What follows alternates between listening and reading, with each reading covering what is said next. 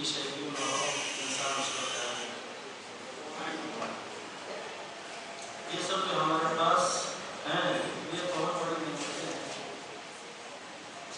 ان کا احساس ہونا چاہیے،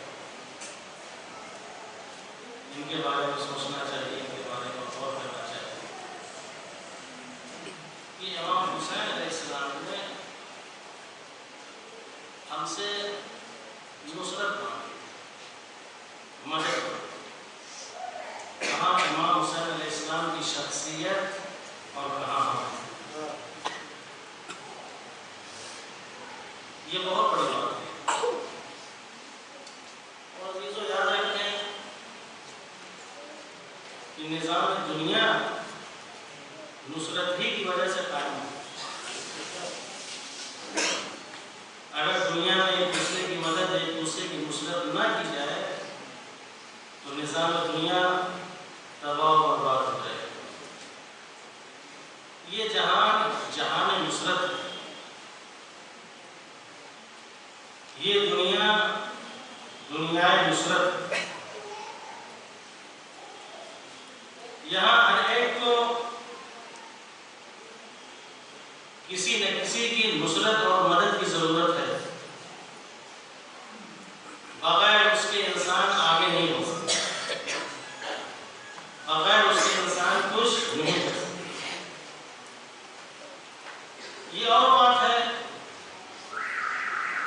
کہ انسان دولت کی وجہ سے، عہدے کی وجہ سے، منصب کی وجہ سے غرور اور گھمنڈ کا شکار ہو کے وہ یہ کہے کہ مجھے کسی کی ضرورت نہیں ہے، کسی کی نصرت کی ضرورت نہیں ہے، کسی کی مدد کی ضرورت نہیں ہے، ہم تنہا زندگی گزار لیں گے، تنہا زندگی بسر کر لیں گے، یہ اس کی خام خیالی ہے۔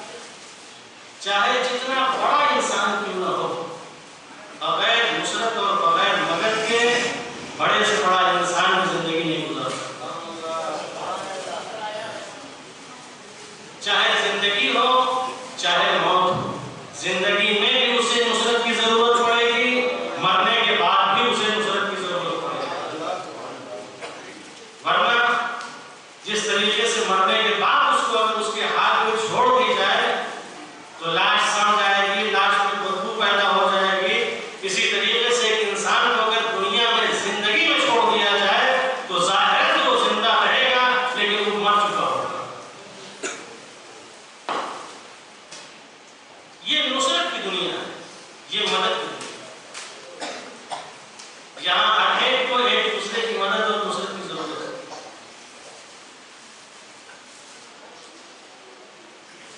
آپ سب کو جانے دیجیے،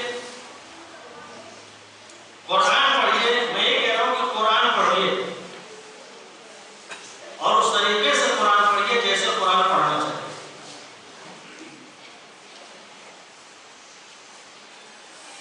جس طریقے سے قرآن کی تلاوت کرنا چاہیے۔ لوگ کہتے ہیں کہ ہم نے قرآن پڑھا اور قرآن ختم کر دیا۔ عزیزوں، قرآن ختم وہاں ہوتا ہے جہاں قرآن شروع ہوتا ہے۔ میں کچھ کہہ رہا ہوں، قرآن ختم وہاں ہوتا ہے جہاں قرآن شروع ہوتا ہے۔ جب ہم قرآن شروع ہی نہیں کریں گے تو قرآن ختم کیا کریں گے؟ قرآن شروع کرنے کا مطلب یہ نہیں ہے بسم اللہ الرحمن الرحیم الحمدللہ رب العالمین آپ نے قرآن شروع کر دیا۔ قرآن شروع کرنے کا مطلب یہ ہے کہ بسم اللہ الرحمن الرحیم جو آپ یہ کہہ رہے ہیں یہ ہے کیا؟ اس پہ غور کیا کہ نہیں، اس پر فکر کیا کہ نہیں؟ جب یہ غور فکر آپ کریں گے تب گویا آپ نے قرآن شروع کیا۔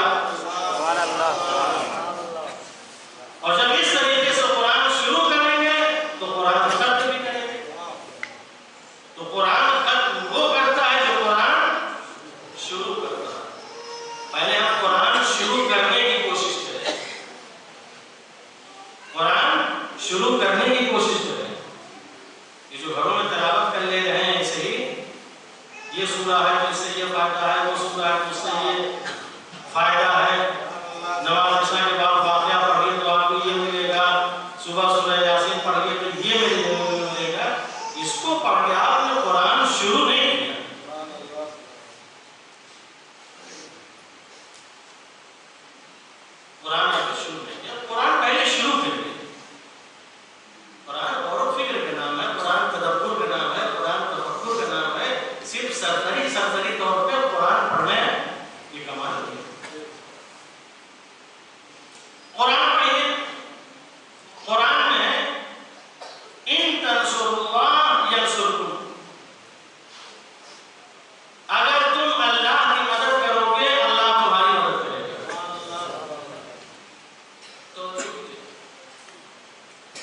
یار چار پیسے آ جانے کی وجہ سے، تھوڑی سی دولت آ جانے کی وجہ سے ہم ہر طرح کی نصرت اور مدد سے دستبردار ہو جاتے ہیں۔ اب ہمیں بھائی کی ضرورت نہیں ہے، اب ہمیں خاندان کی ضرورت نہیں ہے، اب ہمیں سماج کی ضرورت نہیں ہے، اب ہمیں معاشرے کی ضرورت نہیں ہے۔ اتنا بڑا اللہ کہہ رہا ان تنصروا اللہ، اگر تم ہماری مدد کرو گے ینصرکم، ہم تمہاری مدد کریں گے۔ اگر تم ہماری مدد کرو گے ہم تمہاری مدد کریں گے۔ اللہ مدد مانگ رہا ہے، اللہ کہہ رہا ہے میری مدد کرو۔ ہم کہہ رہے ہیں مدد کی ضرورت نہیں ہے۔ بہت سارے رشتے ہم بھول گئے ہیں، سارے اصول زندگی ہم بھول گئے ہیں، سارے قانون حیات ہم فراموش کر چکے ہیں۔ ہم کہہ رہے ہیں ہمیں کسی کی ضرورت نہیں، کسی کی مدد کی ضرورت نہیں۔ اللہ کہہ رہے ہیں ان تنصروا اللہ ینصرکم، اگر تم ہماری مدد کرو گے تو ہم تمہاری مدد کریں گے۔ بہت سی آیتیں ایسے قرآن میں ہیں، آپ پڑھتے جائیں۔ اسی قرآن میں ارشاد ہوتا ہے کہ من ذا الذی یقرض اللہ قرضا حسنا، کون ہے جو اللہ کو قرضہ دے؟ لے ابھی اللہ مدد مانگ رہا تھا، اب اللہ قرضہ مانگ رہا ہے، مجھے قرض دے۔ یا اللہ تجھے قرض کی ضرورت؟ دن بھر میں اسی اللہ کی بے نیازی کا ہم قصیدہ پڑھتے ہیں، کم سے کم نماز میں 5 مرتبہ۔ بسم اللہ الرحمن الرحیم، قل هو اللہ احد اللہ الصمد۔ پروردگارا تو بے نیاز ہے، تو صمد ہے، تجھے کسی چیز کی ضرورت نہیں ہے، تجھے کسی چیز کی احتیاج نہیں ہے۔ ہم اس کی بے نیازی کا قصیدہ پڑھتے ہیں، لیکن خدا کیا کہہ رہا ہے؟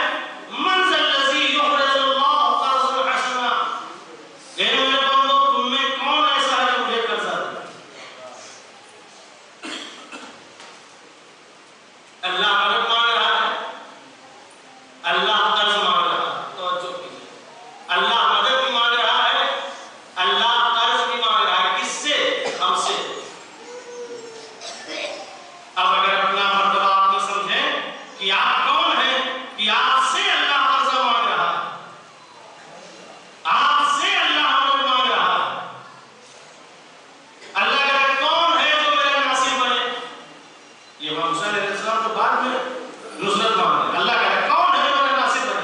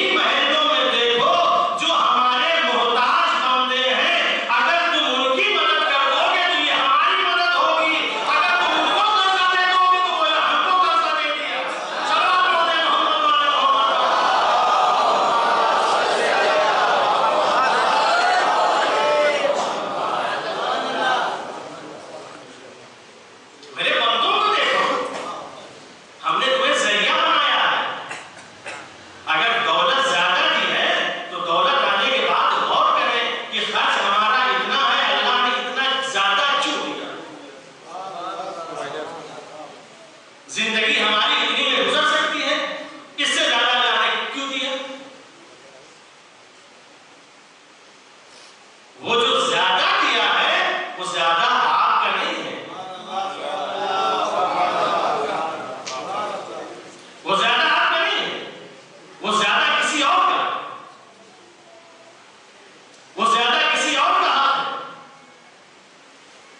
ہے۔ امام جعفر صادق علیہ السلام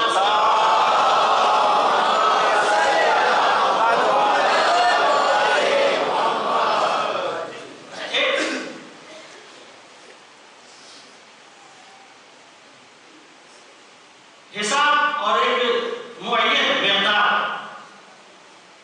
شاید 4000 درہم ہے کہ امام فرماتے ہیں کہ 4000 درہم سے زیادہ کسی کے پاس ہے تو یہ اس کا نہیں ہے، یہ غریبوں کا ہے، یہ کسی اور کا جو وہ اپنے پاس رکھتے ہوئے، جو خود لیے ہوئے کسی اور کا حق ہے، یہ اس کو دینا چاہیے، اس کی مدد کرنا چاہیے۔ تو اللہ کیا کر رہا ہے؟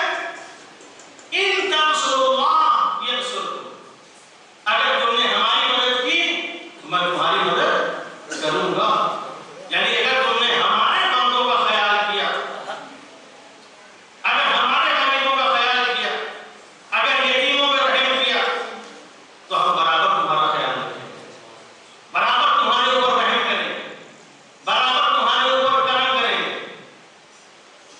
برابر ہم تمہارے اوپر احسانات کریں گے کہ تمہیں احساس بھی نہیں ہوگا۔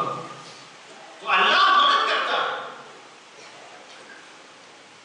یہ اور بات ہے کہ ہم کسی اور مدد کے بارے میں سوچتے ہیں، کسی اور کی مدد کے بارے میں فکر کرتے ہیں، اگر کسی دولت کی یا کسی ایسی چیز کی مدد ہوتی سمجھتے ہیں کہ مدد ہوئی، اگر مانوی کسی طرح کی کوئی مدد ہوتی تو ہم مدد نہیں سمجھتے۔ ایک انسان اگر گمراہی میں زندگی بسر کر رہا ہے، ضلالت میں اگر پڑا ہوا ہے، ضلالت سے ہدایت کی طرف آ جائے، یہ اللہ کا بہت بڑا رحم ہے۔ ایک انسان جہالت میں ڈوبا ہوا ہے، جہالت سے نکل کر اگر علم معرفت کی طرف آ جائے، یہ خدا کی بہت بڑی مدد ہے۔ ایک انسان بے نمازی ہے، نماز نہیں پڑھتا، اگر نماز کی اس کو توفیق حاصل ہو جائے تو یہ خدا کی بہت بڑی مدد ہے۔ ایک انسان اگر دینی کام نہیں کرتا، دینی کام کرنے کو اس کے اندر اگر جذبہ پیدا ہو جائے تو یہ خدا کی بہت بڑی مدد ہے۔ ایک انسان اگر اللہ کے بندوں کا خیال نہیں کرتا اور اگر اللہ کے بندوں کا خیال کرنا شروع کر دے تو یہ اللہ کی بہت بڑی مدد نہیں دے۔ یہ سب مدد انسان کو دکھائی دیتی ہے، اسی لیے سوچتا ہے کہ ہمارے اوپر اللہ نے کیا کر دیا، کیا احسان کیا۔ یہی بہت بڑا کام ہے، یہی بہت بڑا احسان ہے کہ اندھیرے سے نکال کے، تاریکی سے نکال کے آپ کو نور کو دے۔ یہ بہت بڑی مدد ہے۔ اس سے بڑی مدد اور کیا چاہیے؟ اس سے بڑی نصرت آپ کو اور کیا چاہیے؟ تو اللہ کی جس نے مدد کی، جس نے اللہ کے بندوں کی مدد کی، اللہ اس نے کی۔ بعض روایات میں ہے کہ اللہ نے اپنے ولیوں سے کہا کہ میں مریض ہوں، تم میری عیادت کو نہیں گئے، میں مریض ہوں، تم میری عیادت کو نہیں گئے۔ نبیوں اور ولیوں نے سوال کیا، پروردگارا تو اور مریض، یہ بات سمجھ میں نہیں آتی، تو کیسے مریض ہو گیا؟ مرض کے لیے جسم چاہیے، دل چاہیے، دماغ چاہیے، ہاتھ پیر چاہیے، نہ تیرے پاس جسم ہے، نہ تیرے پاس کوئی ایسی چیز ہے جو مریض ہو، تو مریض کیسے ہوگا؟ یہ مریض ہونے کا مطلب کیا ہے؟ پروردگار میں تیری کیسے عیادت کروں؟ تو کیسے مریض ہے؟ تو کیسے بیمار ہے؟ اس لیے مریضوں کے لیے جسم ہونا ضروری ہے۔ تیرے پاس جسم نہیں ہے، تو جسم سے مبرہ ہے۔ ان ولیوں کو آواز دی گئی، ان نبیوں کو آواز دی گئی، مریض میں نہیں ہوں، مریض میرا بندہ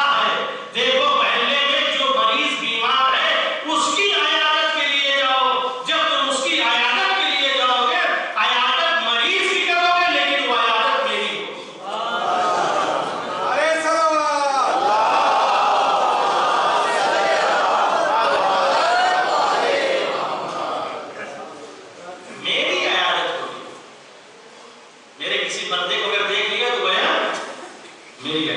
آج یہ تمام چیزیں دیکھیں ہمارے سماج سے اٹھ گئی. عیادت جانے کو درکنار مرنے کی دعائیں کرتے ہیں. کوئی عیادت کے لیے نہیں جاتا, کوئی دیکھنے کے لیے نہیں جاتا. بہت ہی قریبی ہیں تو رواداری میں رشتے نبھانے کے چکر میں گئے اور ایک رسم جیسے سب ملتے ہیں مل کے چلے گئے. لیکن آپ کو معلوم ہے جب ایک انسان کسی کو دیکھنے کے لیے جاتا ہے تو اللہ فرشتوں کو حکم دیتا ہے. ایک دو فرشتوں کو نہیں, 70,000 فرشتوں کو. دیکھو یہ انسان, یہ میرا بندہ فلاں کی عیادت کے لیے جا رہا ہے, تم سب اس کے ساتھ ساتھ جاؤ. اور جب تک یہ دیکھ کے پلٹ نہ آئے اس کے ساتھ رہو اور استغفار کرتے رہو, اس کے گناہوں کی بخشش کی دعا کرتے رہو, اس کے لیے استغفار کرتے رہو. تو ایک بندہ جب کسی کی عیادت کے لیے جاتا ہے تو 70,000 فرشتے اس کے ساتھ جاتے ہیں. یہ کتنی اہم بات ہے کہ اللہ فرشتوں کو ایک انسان کے ساتھ لگا دیتا ہے. ایک دو نہیں, 70,000 فرشتے جو اس کے لیے استغفار کرتے ہیں. انسان کو یہاں اپنی بڑائی سمجھ میں نہیں آتی, یہاں اپنا مقام سمجھ میں نہیں آتا, یہاں اپنا مرتبہ سمجھ میں نہیں آتا. وہیں اگر ایک انسان کے ساتھ, کسی ایک عہدیدار کے ساتھ دو چار اگر باڈی گارڈ یا شیڈو ہو, دیکھیں تو وہ کتنا فخر کرتا ہے, کتنا فخر کرتا ہے کہ ہمارے ساتھ باڈی گارڈ رہتے ہیں, ہمارے ساتھ شیڈو رہتے ہیں, ہمارے سیکورٹی کا انتظام کیا گیا. دو چار اگر مل جاتے ہیں تو انسان غرور کرتا ہے, انسان گھمنڈ کرتا ہے. حالانکہ جو اس کو باڈی گارڈ دیے گئے ہیں, یہ باڈی گارڈ صرف اسی وقت تک ہیں جب تک اللہ اس کی حیات کا ذمہ دار ہے. اگر اللہ اسے مارنا چاہے تو یہ باڈی گارڈ کچھ نہیں کر سکتے. لیکن یہ مل جانے سے انسان خوش ہے کہ میں محفوظ ہوں, اب میں بچا ہوا, اب مجھے کوئی مار نہیں سکتا, اب مجھے کوئی قتل نہیں کر سکتا. یہ آپ سوچ رہے ہیں یہ 4 باڈی گارڈ مل جانے کی وجہ سے مجھے کوئی مار نہیں سکتا. عزیزوں, موت اور حیات اللہ کے ہاتھ میں ہے. اللہ جب مارنا چاہے یہ باڈی گارڈ بچا نہیں سکتے, اور اللہ جب زندہ رکھنا چاہے تو کوئی مار نہیں سکتا. اللہ کو زندہ رکھنا چاہے کوئی مار نہیں سکتا. یہ اللہ کے ہاتھ میں ہے. اللہ کہے 4 نہیں, 10 باڈی گارڈ نہیں, میں نے 70,000 تمہارے حوالے کیے. انسان کو کتنا فخر کرنا چاہیے, انسان کو کتنا غرور کرنا چاہیے. یہاں انسان غرور کرے, یہاں انسان گھمنڈ کرے کہ 70,000 فرشتے ہمارے ساتھ ہیں. اور ایسے ویسے فرشتے نہیں, رحمت کے فرشتے جو ہمارے لیے استغفار کر رہے ہیں, جو ہمارے لیے دعائیں کر رہے ہیں. ایسے فرشتے اللہ جو انسان کے ساتھ. تو یہ اللہ, دیکھیں اللہ اتنا کہہ رہا ان تنصروا اللہ ینصرکم. اگر تم نے میری مدد کی, میرے بندے کی مدد کی, گویا میری مدد. اگر کسی بندے کو قرض دیا تو گویا مجھے قرض دیا. اگر میرے بندے کی عیادت کی تو گویا میری عیادت کی. یہ تمام چیزیں انسان کو واقع لینا چاہیے, انسان کو حاصل کرنا چاہیے کہ خدا کا ناصر ہم کس طریقے سے کریں, خدا کی مدد کس طریقے سے کریں, خدا کی عیادت کس طریقے سے کریں. عزیزو, اللہ کہیں اور نہیں ہے. توجہ کیجیے, اللہ کہیں اور نہیں ہے, اللہ ہمارے ہی درمیان رہتا ہے. یہ جو تصور ہے, یہ جو عرش و کرسی ہے, صرف اس کی رفعت اور بلندی کی وجہ سے ہے. یہ جو ہمیں کہا جاتا ہے کہ ہاں اگر دعا کرو تو ہاتھ بلند کر کے دعا کرو, اس کا مطلب یہ نہیں ہے کہ اللہ عرش پر رہتا ہے, اللہ کرسی پہ رہتا ہے,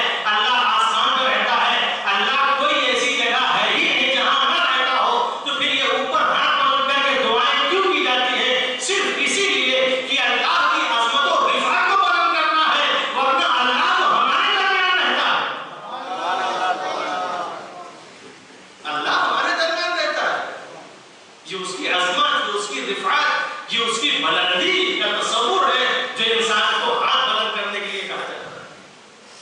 ورنہ اللہ ہمارے درمیان ہے. اگر اللہ تک پہنچنا ہے تو بندوں کے ذریعے سے پہنچیے. اللہ تک پہنچنا ہے تو بندوں کے ذریعے سے پہنچیے اللہ. تب دیکھیں آپ کتنی جلدی اللہ کے پاس پہنچتے ہیں.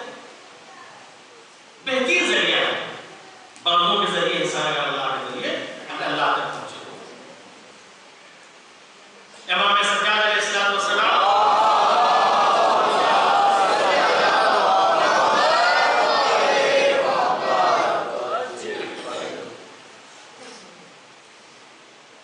دیکھیں تصور کہ اللہ کہیں اور نہیں رہتا.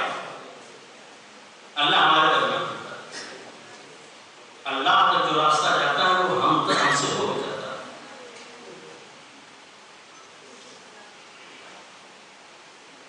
امام سجاد علیہ السلام کا کام یہ تھا کہ مدینے میں جتنے غریب تھے ان غریبوں کی آپ کفالت کرتے تھے. ان غریبوں کی پرورش امام نے کی. اور ایک تو غریب نہیں 200 غریبوں 200 گھر کی ذمہ داری. لیکن مجلسیں سننے کے بعد یہی کہتے ہیں کہ پھر دیکھیں کہ جو ہم فضائل مولا یہ سب سنتے ہیں اپنے اندر دیکھیں کہ یہ ہمارے اندر کہاں تک ہے. اور یہاں ہم آئے اور آپ سبحان اللہ کہہ کے چلے گئے اور چیزوں کو اپنے اندر نہیں ٹٹولا تو پھر یہ سب سن کے آپ نے کیا.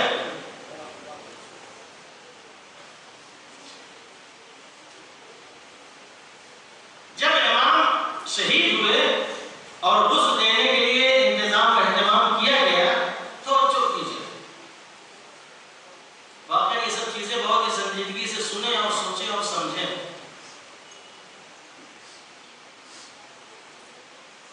تو کسی نے کہا مولا یہ جب غسل دینے کی بات ہے تو آپ کے پشت کے اوپر گھٹوں کے نشانات ہیں. تو آپس میں سب باتیں کرنے لگے یہ گھٹوں کے نشانات کیسے ہیں. کسی نے کہا چونکہ آپ کو تازیانے مارے گئے آپ کو درے مارے گئے کربلا سے شام تک بہت اذیت دی گئی اس کی وجہ سے آپ کے پشت کے اوپر نشانات گھٹے.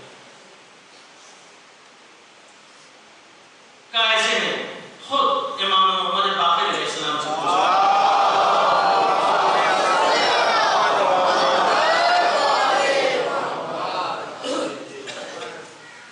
پوچھا مولا یہ آپ کی پشت کے اوپر یہ نشانات کیسے ہیں. امام نے فرمایا چونکہ میرا بابا مدینے کے 200 گھر غریبوں کی ذمہ داری لیے ہوئے 200 غریبوں کا کفیل ہے. میرے بابا کا کام یہ ہے کہ جب رات ہوتی ہے تو رات کی تاریکی میں اپنے پشت کے اوپر جو اور گوند کی بوریاں اٹھا کے ان غریبوں کے گھروں تک پہنچاتا ہے.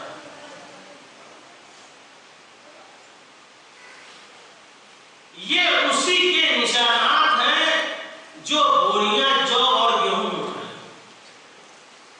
یہ لوگوں کو کیا ذہن میں تازیانوں کے ہوں گے دروں کے ہوں گے اس کے ہوں گے اس کو پورا کرنا یہ اس کے نشانات. رات کی تاریکی میں میرا بابا غریبوں کو غلبے پہنچایا. کتنے غریبوں کے 200. سن لیا 200 کا غریب. ہم کیا کر سکتے ہیں ہم اپنے اندر جا کے اگر ایک امام 200 غریبوں کی کفالت کر سکتا ہے تو کیا ہم ایسے نہیں ہیں کہ اپنے محلے کے کسی ایک غریب کی کفالت کریں. یہ 200 سن کے اگر خاموش بیٹھ گئے اور کسی ایک کی کفیلت کرنا بنے یہ جو اتنی مجلسیں ہم سن رہے ہیں یہی تو ہے کہ تمام چیزوں کو اپنے اندر اتارنا ہے. 200 غریبوں کا وہ کفیل. میں کیا کسی ایک گھر کا کفیل نہیں بن سکتا. کسی ایک بچے کو اچھی تعلیم نہیں دلوا سکتا.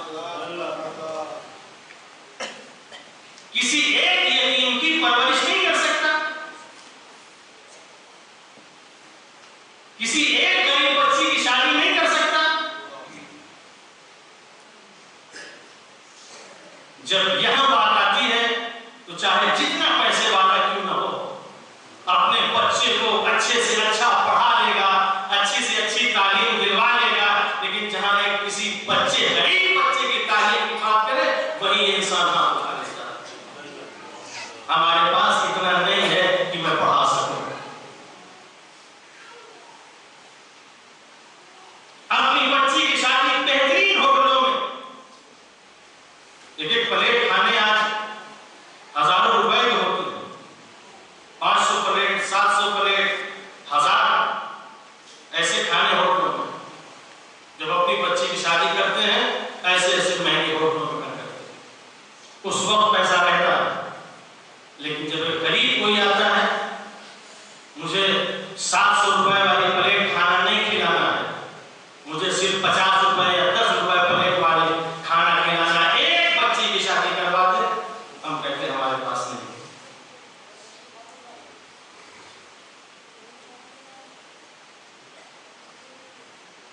یہ فکریں یہاں سے لینا ہے، انہیں مجلسوں سے کر، یہاں سے نہیں سیکھا، اور یہاں کا اثر ہمارے اوپر نہیں ہوا، پھر کہیں نہیں ہوگا۔ اس لیے اس پر شہزہ کا بہت بڑا اثر ہوتا ہے۔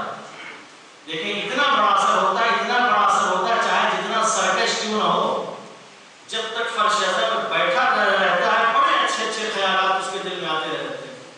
اب ہم کو یہ بھی کر لینا ہے، وہ بھی کر لینا ہے، یہ بھی چھوڑ دیں گے، وہ بھی چھوڑ دیں گے۔ جب تک فرش آزاد رہے گا، بہترین اثرات اس کے اوپر مرتب ہوں گے، لیکن جیسے باہر جائے گا پھر وہ اثر ختم ہو جاتا ہے۔ کیوں؟ یہ فرش آزاد کا اثر ہے۔ یہی اگر عہد کریں، یہی اگر قسم کھائیں، یہی اگر طے کریں تو یہ اثر باقی رہے گا، یہ اثر باقی رہے گا۔ تو 200 غریبوں کا کفیل کون ہے؟ چوتھا۔ ہم کسی ایک گھر کے کفیل نہیں ہو سکتے، ہو سکتے مگر ہونا نہیں چاہیے، کفیل بننا نہیں چاہیے۔ یاد رکھیں، اگر آپ اپنے بچے کو اچھے سے اچھی تعلیم دلوا لیں، اچھے سے اچھی پڑھائی کروا لیں، اگر آپ کے محلے میں، یاد رکھیں، تربیت کے علم و تعلیم کے اصول یہ ہیں کہ بچہ ماں کی آغوش میں پہلی تربیت، اسکول میں دوسری تربیت، ماحول کی تیسری تربیت، یہ 3 اسٹیج ہیں بچوں کی تربیت کے، جس میں ماحول بہت زیادہ اثر انداز ہوتا ہے۔ اگر آپ نے اپنے بچے کو اچھا پڑھا لیا، اچھی تربیت کر لی، ماحول میں جب انہی بچوں کے درمیان آپ بھیجیں گے تو ماں کی تربیت بھی غائب ہو جائے گی، اسکول کی تعلیم بھی غائب ہو جائے گی، ماحول کا ایسا اثر ہوگا کہ آپ اپنی زندگی اور قسمت پر روئیں گے کہ میں نے کیا کیا۔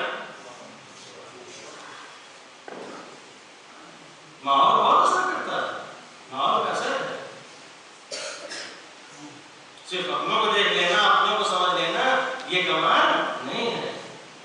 امام حسین علیہ السلام نے جو کام کیا ہے ماحول کے لیے کیا ہے، سماج کے لیے کیا ہے، معاشرے کے لیے کیا ہے۔ اگر ان کو بھی زندگی گزارنا ہوتی مدینے میں جہاں اور بھی بہت سے تھے، وہاں یہ بھی چین سے زندگی گزار سکتے تھے۔ کتنے لوگ تھے؟ عبداللہ ابن عمر، ابن عباس، عبد الرحمن، یہ سب بڑی بڑی شخصیتیں جو مدینے میں تھی۔ ان لوگوں کا یہ تھی تجھے جو کچھ کرنا ہو کر، میں مدینے سے باہر چلا جا رہا ہوں، میں عبادت کر لوں گا، نمازیں پڑھ لوں گا، تسبیح پڑھ لوں گا، تجھے جو کرنا ہو کر، مجھ سے کوئی مطلب نہیں۔ امام بھی چاہے نانا کے روزے پہ بیٹھ کے عبادت کرتے رہتے، تسبیح پڑھتے رہتے، عزیز سے کہتے تجھے جو کچھ کرنا ہو کر۔ سماج کہاں جائے گا؟ معاشرہ کہاں جائے گا؟ ماحول کہاں جائے گا؟ نانا کی امت کہاں جائے گی؟ یہ سب کہاں جائے گا؟ ہم کو اس کے لیے جینا ہے، ہم کو اس کے لیے مرنا ہے۔ زندہ ہے تو سماج کے لیے، مرنا ہے تو سماج کے لیے۔ ماحول کا خیال کریں، ماحول۔ کبھی اپنے بچے کو پڑھا کے یہ خوش نہ ہو کہ ہم نے بہت بڑا کمال کر دیا، ہمارا بچہ کامیاب ہو گیا۔ ماحول پر نظر رکھنی ہوگی، ماحول کو دیکھنا ہوگا، ماحول پر غور کرنا ہوگا۔ تو میرا امام 200 غریبوں کو دیکھتا ہے، کیا ہم ایک کو نہیں دیکھ سکتے؟ اس کے بعد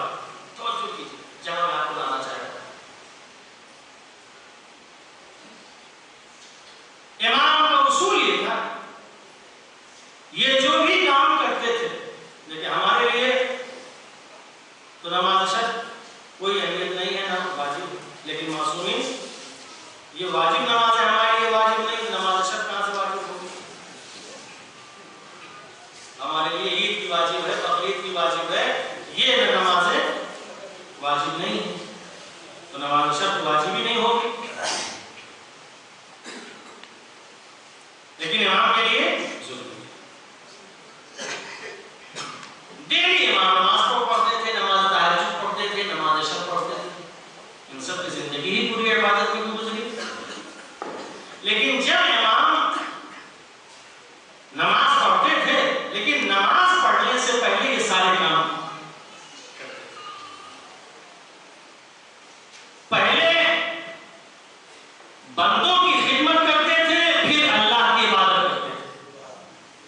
तो पहले बंदों की खिदमत करते थे, उसके बाद अल्लाह की इबादत करते थे। किसी ने पूछा, मौला आप ऐसा क्यों करते हैं कि पहले आप गरीबों के घरों में जाके गल्ला पहुंचाते हैं, आप थक जाते होंगे, आपको थकन हो जाती होगी, फिर नमाज पढ़ने में आपको सुस्ती और काहली महसूस होती होगी, आप ये काम पहले क्यों नहीं करते कि पहले अल्लाह की नमाज अदा कर लें, आप नमाज तहज्जुद पढ़ लें, फिर उसके बाद गरीबों में आप गल्ला तकसीम करें, फिर आप जो और गेहूं की बोरियों को लेके जाएं। तो अजीजों, इमाम ने क्या कहा?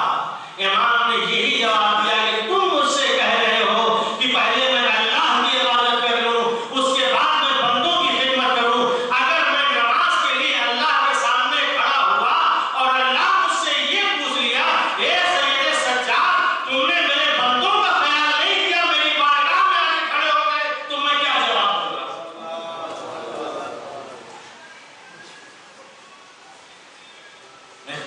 मेरे बंदों का ख्याल नहीं रखा, मेरी बारगाह में आके मैं क्या जवाब दूंगा? इमाम पहले बंदों को जितना सबको पहुंचा देते थे, फिर अल्लाह की इबादत करते थे, इताअत करते थे। अल्लाह उनसे खुश होता था। ये नमाज़ें अल्लाह और माबूद के दरमियान एक गुफ्तगू, एक राज़ो नियाज़, ये तमाम चीजें हैं जो इंसान को मालूम। तो जो किस तरीके से एक दूसरे की मदद की जा रही है, एक दूसरे की मदद के बगैर जिंदगी नहीं। खुद ये इस्लाम, तवज्जो कीजिए, ये इस्लाम, इस इस्लाम के लिए अल्लाह ने कहा आलम अरबा में, कौन है जो इस इस्लाम के ऊपर वक्त पड़ेगा तो इस इस्लाम की मदद करेगा? और आलम अरबा में एक इमाम हुसैन अलैहिस्सलाम की रूह थी, जिसने कहा परवरदिगार, अगर इस्लाम को जरूरत पड़ी तो मैं तेरे इस इस्लाम की मदद करूंगा। हुसैन ने कहा, अल्लाह ने कहा कौन है जो इस्लाम की मदद करेगा? हुसैन ने कहा कौन है जो इस मेरे मकसद की मदद करेगा? हल मिन नासिर यंसुरुल्लाह, कौन है जो मेरे मकसद की मदद करेगा? कौन है जो मेरे मकसद को बचाएगा? इमाम ने अजीजों नासिर मांगे हैं, नासिर, कौन है जो मेरा नासिर हो? लेकिन आप देखें, इमाम ने नासिर कहा, नासिर कौन है जो मेरा नासिर है? ये नहीं कहा करबला के मैदान में हल मिन मंसूर, कौन है जो मंसूर? इमाम ने क्या कहा? कौन है जो मेरा नासिर बने? नासिर मदद करने वाला, मदद लेने वाला नहीं, मदद देने वाला। इमाम ने नासिर के लिए कहा, मंसूर के लिए नहीं कहा। इमाम ने नासिर मांगे, मंसूर नहीं मांगे। तो कीजिए, इमाम ने नासिर मांगे, मंसूर नहीं मांगे। कौन है जो मेरी मदद करे? ये नहीं कहा कौन है कि जिसकी मदद मैं करूं। इमाम ने कहा कौन है जो मेरी मदद करेगा? कौन है जो मेरी मदद, मेरी नुसरत करेगा? कौन है जो मेरे मकसद को बचाएगा? इमाम ने नासिर मांगे हैं अजीजों, मंसूर नहीं मांगे। इस लफ्ज के ऊपर तवज्जो करें, फिक्र करें। इमाम ने नासिर मांगा, मंसूर पहली मुहर्रम से लेकर 8 रबीउल अव्वल तक देखें, जब हम इमाम के सामने आते हैं तो नासिर की हैसियत से आते हैं या मंसूर की हैसियत से आते हैं?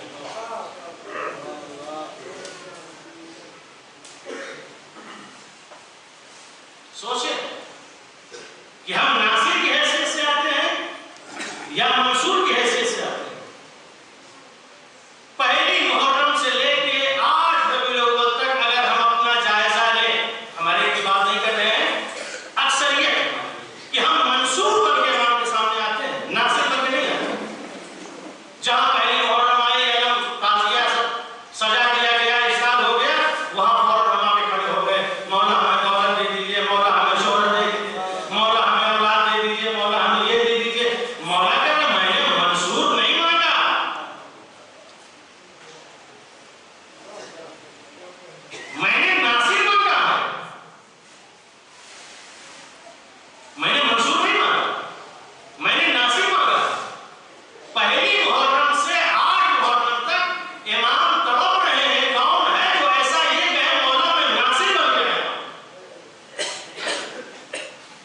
जिसे भी देखी आगे खड़ा हो गए, मंसूर बना हुआ है, जिसे भी देखी वो मंसूर बना हुआ है।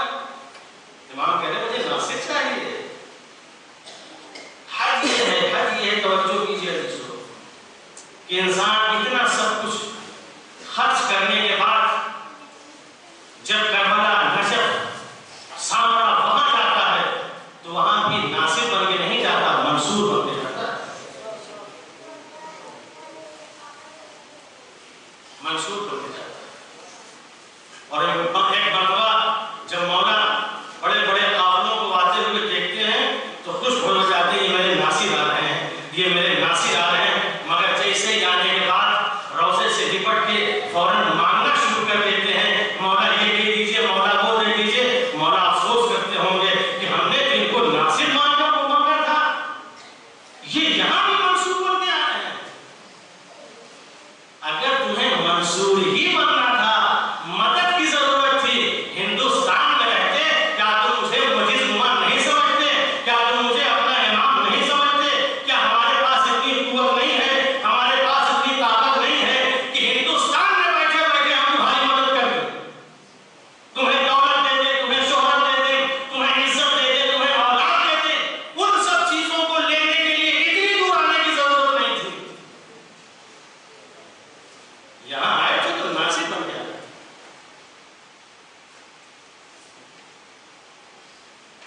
लेकिन इंसान वहां भी जाता है तो मंसूर बन जाता है। इमाम से मांगने की जरूरत नहीं, इमाम तो खुद हर एक की मदद करते हैं। इमाम आपकी जरूरतों से खुद वाकिफ है, आपको क्या चाहिए, आपको क्या देना है, आपके लिए क्या करना है, वहां मांगने की जरूरत नहीं है, इमाम खुद आपको देंगे। इमाम आपसे जो मांग रहे हैं, आपसे नुसरत मांग रहे हैं। कौन है इन तमाम लोगों में, मेरे चाहने वालों में, जो मेरा नासिर बने? पूरी तारीखें देखें, पहली मुहर्रम से 10 मुहर्रम तक हमारी ऐसे ही गुजर जाती है, सिर्फ हमें मांगने। जिंदगी भर अगर हम मांगते ही रहेंगे तो इमाम की मदद कब करेंगे? इमाम के मकसद को कब बचाएंगे? इमाम के हदफ को कब बचाएंगे? अगर हम मांगते रहेंगे। अजीजों, कुछ लोग ऐसे हैं, तवज्जो कीजिए, कुछ लोग ऐसे हैं जो ऐसे मकाम पर पहुंचते हैं, तो कुछ लोग ऐसे हैं जो नासिर बन के जाते हैं, और कुछ लोग ऐसे भी हैं जो यहाँ से इतना दूर दराज सफर करके जाते हैं तो मंसूर बन के आते हैं। और जब दोनों पर पलट के आते हैं, तवज्जो कीजिए, जो नासिर बन के जाता है वो भी पलट के आता है, जब मंसूर बन के आता है तो वो भी पलट के आता है। लेकिन जब ये आते हैं तो आने के बाद समझ में आता है कि नासिर बन के कौन आया है, मंसूर बन के कौन आया है। तवज्जो कीजिए, नासिर बन के कौन आया है, मंसूर बन के कौन आया है। करबला जाइए, नजफ जाइए, इससे इनकार नहीं है, जरूर जाइए, वहां से तबर्रुकात भी लाइए।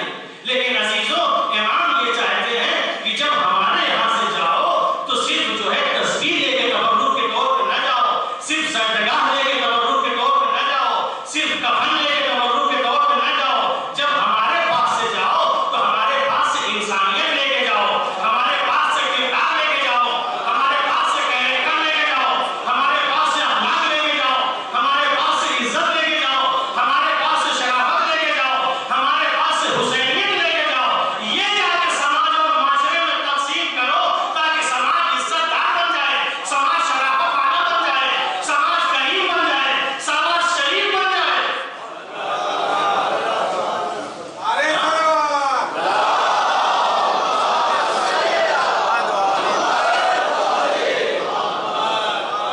जब जाए तो हमारे पास से ये लेके जाए। लेकिन हम वहां से सब कुछ करके चले आते हैं, एक तस्बीह और सजदा लोगों को देते, ले लीजिए तबर्रुक, तस्बीह पढ़ते रहिए, सजदा करते रहिए, बाकी चाहे आपके पास इज्जत हो या ना हो, शराफत हो या ना हो, इंसानियत हो या ना हो, आदमियत हो या ना हो, इससे बहस नहीं।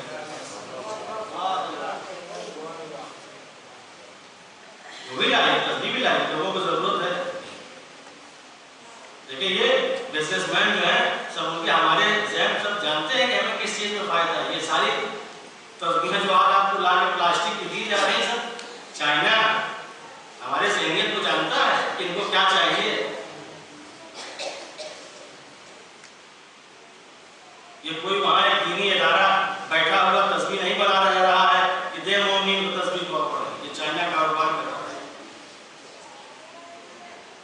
ہم لا کے دیں گے، خود بھی خوش ہو جاتے ہیں، مومن کو بھی خوش کر دیتے ہیں۔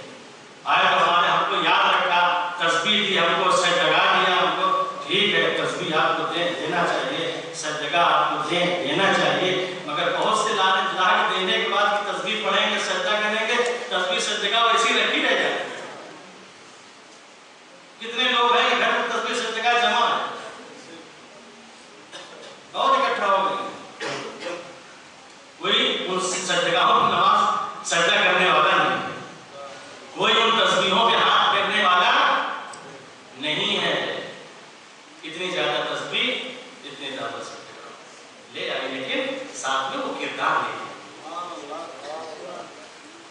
یہیں سے سمجھ میں آتا ہے کہ کیا لے کے آئے ہیں، اور جو واقعہ لے کے آتا ہے توجہ کیجیے، یہی تو ہے کہ حج کرنا آسان ہے، حج کو بچانا مشکل ہے، زیارت کرنا آسان ہے، زیارت کو بچانا مشکل ہے، زیارت کرنا آسان ہے، زیارت کو بچانا مشکل ہے۔ وہ لوگ جو ناصر بن کے جاتے ہیں، زیارت کر کے آتے ہیں، پوری عمر گزر جاتی ہے، پھر وہ کوئی ایسا کام نہیں کرتے جو انسان کے لیے ذلت کا سبب ہو، جو انسان کی اہانت کا سبب ہو۔ اس لیے کہ امام نے کہا ہے ہاتھ من الذلہ، ذلت کی زندگی عزت کی موت سے بہتر، عزت کی موت ذلت کی زندگی سے بہتر ہے۔ پوری زندگی انسان گزار دیتا ہے مگر کبھی ذلیل حرکت نہیں کرتا، کبھی غلط حرکت نہیں کرتا، کبھی برائیاں نہیں کرتا۔ ایسے ہی لوگوں کی زیارت معلوم ہوتی کہ ہاں یہ زیارت کر کے آئے، اور ایسے ہی حاجی جب وہاں سے حج کر کے آتے ہیں تو لگتا ہے کہ ہاں یہ حج کر کے آئے۔ آپ کو وہاں حج کے موقع پر وہ سفید احرام اسی لیے پہنایا جاتا ہے کہ دیکھ لیں ایک دم صاف ہے، اب آج کے بعد اس پہ داغ نہیں لگنا ہے، ورنہ کوئی بھی لباس آپ کو پہنا سکتے تھے، کالا پیلا اپنے گھر میں جو پہن کے سوٹ بوٹ سے آپ گئے تھے، کیوں اترواتے اس کو؟ اسی لیے اس کو اتارو، اس میں گناہ دکھائی نہیں دیتے۔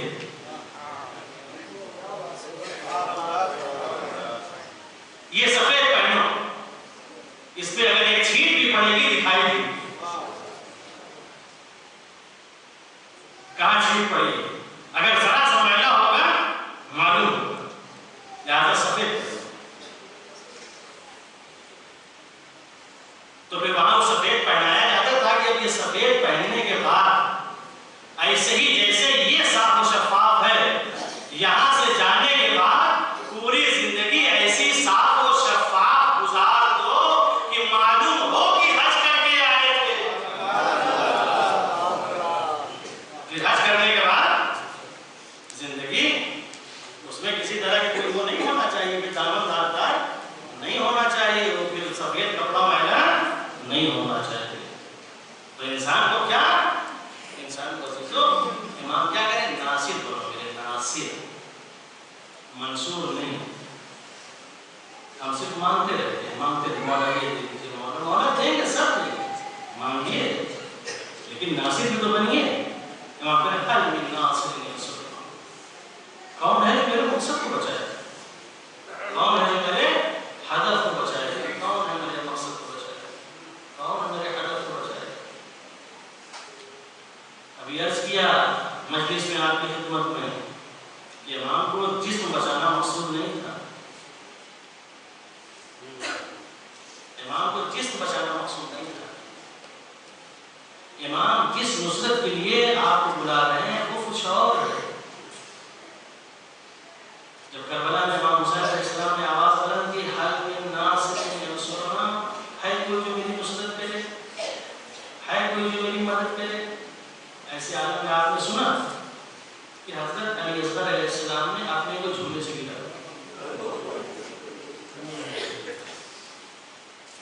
جھولے سے گرا، کیوں جھولے سے گرا دیا؟ توجہ کیجیے، امام کو نصرت کی ضرورت تھی، کس نصرت کی ضرورت تھی؟ امام کو مدد کی ضرورت تھی تو کس مدد کی ضرورت تھی؟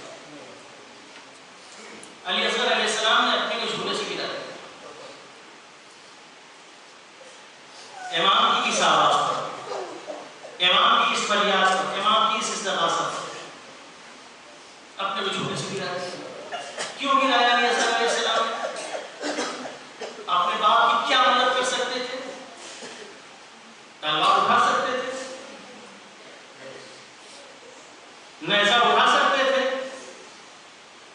تیر چلا سکتے تھے، اپنے باپ کی مدد کس طریقے سے کر سکتے تھے؟ علی اکبر کے برابر تو نہیں تھے،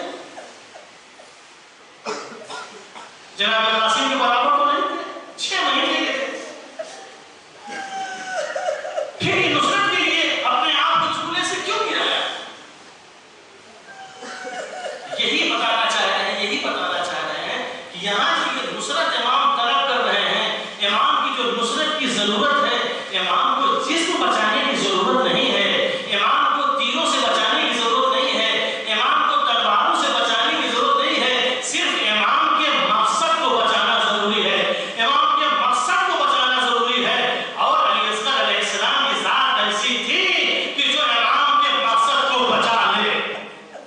اسی لیے عیسائی مورخین نے کہا ہے کہ کربلا میں کوئی اور شہید ہوتا یا نہ ہوتا، امام کے مقصد کو بچانے کے لیے علی اصغر کی شہادت کافی تھی۔ اس بے گناہ اور اس معصوم کی شہادت کافی تھی۔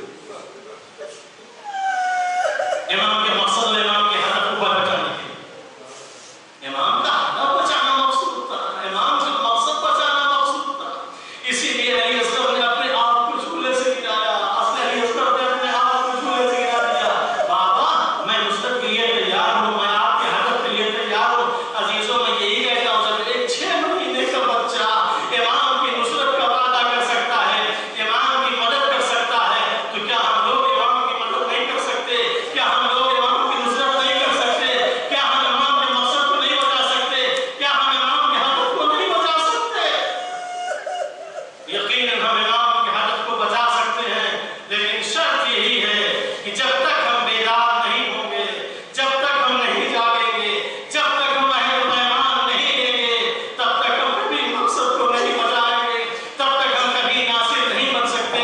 کیسے کیسے ناصر کربلا میں تھے عزیزوں، یہ تو کربلا کے ناصر تھے، لیکن اگر کربلا میں جو سب سے بڑی نصرت کرنے والی اگر بی بی زینب سلام اللہ علیہا نے نصرت نہ کی ہوتی تو اسلام کیسے بچتا، یہ دین کیسے بچتا؟ یہ بہن نے زندگی میں اپنے بھائی کی نصرت کی، مرنے کے بعد اپنے بھائی کے مقصد کی نصرت کی، اور ایسے نصرت کی کہ یہ دنیا کے سامنے یہ عیاں کر دیا، دنیا کو اتنا غافل رکھا گیا تھا کہ کربلا میں جو شہید کیے گئے، جو قتل کیے گئے، یہ ایک باغی گروہ تھا، ایک باغی گروہ تھا، اس کا تعلق کسی اور سے نہیں